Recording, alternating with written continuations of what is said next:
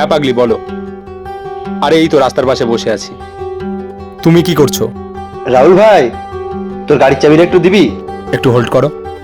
বল। তোর গাড়ির চাবিটা একটু দিবি? কেন রে, কি করবি?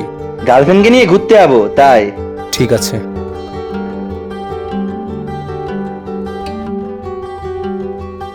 হ্যাঁ বাবু বলো।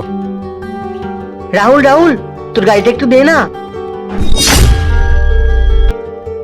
কি হচ্ছে ভাই, এরকম করছিস কেন? কোথায় যাবি? ভাই, আমার মায়ের শরীর অনেক খারাপ আর মায়ের জন্য কিছু এমার্জেন্সি ওষুধ আনতে হবে, আর তুই তো জানিসই এখান থেকে ফার্মেসি কতটা দূরে। সরি রে ভাই, তোকে আমি গাড়িটা দিতে পারবো না। এই মাত্র আমি আমার গাড়িটা আমার বন্ধুকে দিলাম, ওর গার্লফ্রেন্ডের সাথে দেখা করতে যাবে। ঠিক আছে ভাই।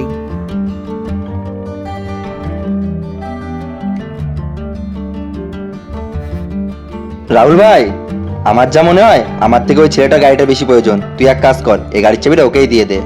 তুই ঠিক বলেছিস ভাই। অয়ন, এই নে ভাই চাবি। থ্যাংক ইউ ভাই, এই মুহূর্তে আমার গাড়িটার খুবই প্রয়োজন ছিল।